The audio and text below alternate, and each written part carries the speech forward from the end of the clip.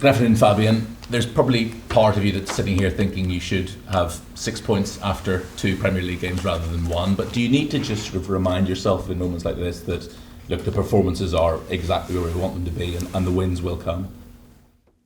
Yeah, on the one side, of course, this business is a business of results, so I get judged by results, but for me it's very important that I never judge my team by the results. I judge them by the effort, by the work ethic, by the performance. And I always have to believe, like, if you keep on working, if you keep on watching your performance, if you keep on bringing the best work and the best effort on the pitch, then for sure you will get what you deserve in the end. And that's what we're trying to pushing for. And the second thing is, like, what very important, when you have not the results you might deserve, like, quickly the mood can change, the atmosphere can change, and it's very important that we keep the positivity in this building, that we keep the energy level high. And the wins like yesterday, they are so important. Of course, it's only a Carabao Cup game, but every win gives you energy, and you can feel it already today in the building. Like, there's the energy we need, the energy, the positivity we want to have in this building, because I'm sure long term the results will come if we keep on working. That's our main focus. So we're not complaining that we don't have the points we might deserve. We're honest to each other. We also know there are things we can improve, but the main thing is we will keep on being positive. We will keep on working hard to get the results we want to have. And another very pleasing aspect from last night's win for you must have been that both Tzimas and Contextualizing got some game time. I mean, they're both still so young, but are they ready at least to perhaps even come on the bench for a Premier League game? Are they ready for that step up? I think we have to separate these two. So Stefanos is a little bit further than Babis. I think he proved it already yesterday. He proved exactly these things we saw in training. He's a striker. He's there where you score goals. He's able of scoring goals from different angles, and that's something very special. And he showed it already in training, so we are very pleased with him. Also, Babis had his first minutes yesterday. He's a little bit behind Stefanos regarding the adaptation, but both are doing well in training, both are getting closer, and I'm sure that Stefanos will be soon a big option for us, and Babis still needs a little bit more time. I appreciate you saying we need to think of them as two individuals rather than a pairing, but the fact is they're both teenagers from the same country. Have they gravitated towards each other? Are they a little gang together at the training ground? That's something what we try to avoid. Of course, it's a natural process that when you come from the same country, from the same culture, speaking the same language, that you might be connected. But it's very important that there are other teammates, and I think they recognize it, and they're also quite integrated well into the group. They're not only talking to each other, so it's not only that we have like the Greek group and then the guys from England and the guys from Africa, for example, the guys from Germany. So it's really like a togetherness, and they talk to everyone. So I think it's important that on one side we give them the chance that they can integrate into our culture, the culture from Brighton, and also that they themselves like try to integrate as quick as possible, and this approach from them and the effort we can see every day. Is your gut instinct with a week to go that that's Brighton done regarding any more signings, any incomings this window? I have a feeling. Yeah, sometimes I think it's not so clever to share always the feelings you have in the public. But overall, like I always said, I'm very happy with the squad. I'm in daily exchange with Tony, with Paul, with David. So overall, I'm very pleased how the process went so far, and let's see if there might be any more changes. And obviously, crazy things can happen in the last week, and clubs can get desperate and make big offers. But are you 100% confident that come September the 2nd, Carlos Baliba will still be a Brighton player? Yes. If there's a number more than 100, I even would say more than 100. So I'm confident. Yeah. Just finally from me, obviously, you had great results against Manchester City last season. In particular, the home fixture for you. You're only in your third, fourth month as a Premier League manager at that point, and you managed to beat Pep Guardiola's Manchester City. Where did that rank for you in terms of a vindication that you are good at what you do and progressing the way you wanted to?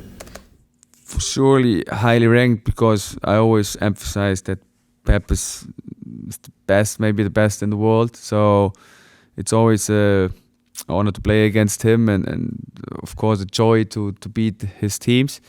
But I think it's a different game on Sunday, different team. We will face in different phases. We are in a different stage. They are in a different stage. So that's the first thing. And the second thing, of course, you can take like a lot of positive things out of these games, but it's very important to always stay very humble after these wins, to be grounded and to keep working. And that's the main thing, because it's a long way to go. It's a long journey to go, and not one game makes a difference. It's like the consistency that makes a difference, and that's something we really have to keep an eye on. You only can keep an eye on if you have the right approach to it, if you have the right like work ethic to it, and that's what we try to focus on. Dankeschön. Gerne. Hi Fabian. In terms of the wider team news, is there anyone coming back this week or anyone dropping out that we might not have expected? So far, not. So Georgie wasn't involved yesterday. We would like to have involved yesterday, so it might be that's for him a close thing. So unsure, but for sure he has an option to be available. Obviously the win last night was really positive, but the amount of debuts as well that we saw to new players of varying ages, that's another positive on top of the win, isn't it? Yeah, I think that's the most important thing, that we can give the players who came in new, who are young, to give them a chance to play. And again, I didn't give them the chance yesterday to play because we have Man City ahead of us. We gave them the chance to play because they deserve it. And they deserve it because, first of all, they are good. Second of all, they train well. So that's the main thing, why they get the chance. No player here in this club gets a chance only because he's a player from us. They need to deserve to get the chance. And now they made the first step, and now it's about making the next step. And making the next step means like trying to improve every day, trying to use every minute you get. And that's what I demand from them now. They are challengers, they are competitor for the other team who played at the weekend. So there's a big competition now, and that's what I like. A lot of people have seen Stefanos score twice last night, and to them that means he's ready to play in the Premier League. How do you define what being ready means? What we see daily in training sessions, and on the one side we're all happy. So we're all happy that he scores, that he makes his debut, that he shows why we signed him. On the other side, for me, it's always important to watch the games in context. So the game was already 3-0. The game was decided. The game was done.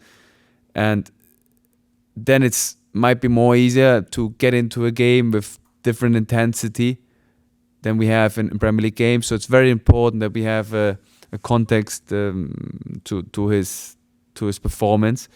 But on the other side, for sure, every goal gives him self-confidence. Every goal gets him closer to the team. Every performance, every minute he receives gets him closer to the team. And that's also what we see daily business and training. But like I said, it's step one, and there need to be more steps to be ready.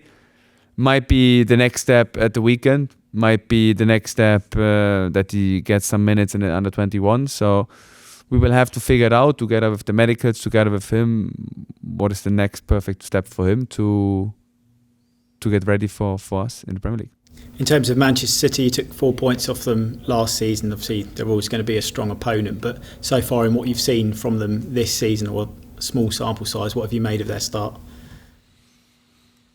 I think that they should also have 6 points when I look at their performances. So regarding this, they are still top team. They signed some great players. They played a little bit a different style with a different shape. So overall, it's still Man City. It's still a team that tries to control the opponent in possession, tries to be very dominant, tries to press high. They changed a little bit their pressing shape. So yeah, it will be a new challenge, a new opportunity for us to prove ourselves that we can challenge them, and that's what we try to go for.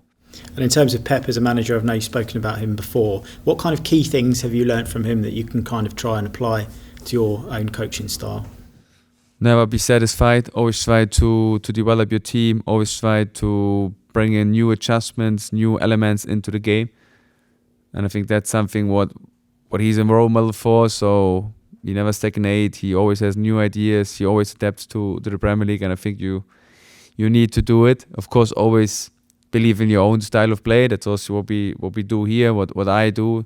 Have the biggest belief into your style of play, but always like have small elements, adjustments to your main principles. Thank you. Fabian, is that the biggest challenge for a coach in terms of the development of football itself, the Premier League, constantly having to sort of anticipate what the next way is going to be and how you can't stand still?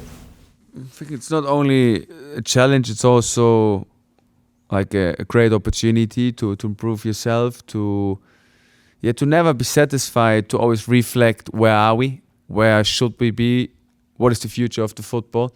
So I think the football changes from year to year. It's getting more physical. It's getting more athletic.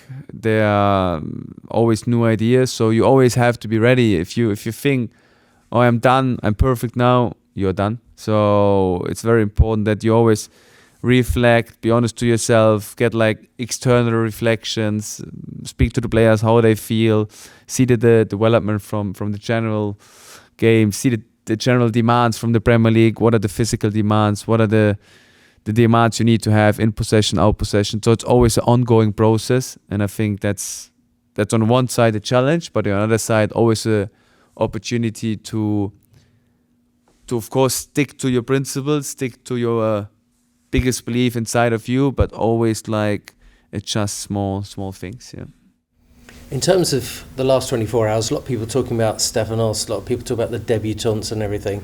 Just want to ask you about Brian Gruder and the role that he played, and what are the positives you took from his performance, but also what are the challenges for him going forward? That's the Brian Gruder you want to see. Like, he was very dynamic, he was intense against the ball, he had some great actions. He has something special. You could see it also yesterday, and when he played for us, he always has some special moments. The challenge for him will be to show these things consistently, to not be satisfied with one good performance. Like yesterday, he gets a lot of love from the fans, and the fans like these kind of players, and I also like these kind of players. But it's very important to don't do it only in one game, to make it consistent, and that's something where we all have to work together with him to make sure that he can show this in every minute he gets for us, in every game he plays for us, that he shows these kind of things, the special things he has, and with his ability, the intensity he has in his body, the physicality he has. So he has all the things you need to have to play in the Premier League, and he's still a very young player. So being patient, being consistent, these are the main challenges for him. Then he can have a bright future for us. You mentioned about players coming back. A couple of the long-term absentees. There's been quite a few reports about Julio Enciso and where he's at and whether he's leaving or not or whatever. Could you clear that up in terms of where he's at? Because I know he's obviously out injured at the moment. It's not a big injury, so he's back in the rehab training. He's back in training. So, like I said, it's very important that the players know our thoughts, know our plannings in the future, and there you always have an open conversation with Julio, and then we will see what happens in the next days. You talk about Brian being a favourite with the fans. How's Solly March doing? Well. So I don't say perfect. I say good. Well, because there always can be things we can improve with him regarding his injury, but overall it's very important we come back to the word positivity, that he also stays positive. I think there are some phases during a rehab where you are mentally down, where you have like a setback, where you don't see the light in the end of the tunnel. But I think it's always important to stay positive, to see the support he has here, to see my support. We're all looking to see him back on the pitch, and we still have the biggest belief in him.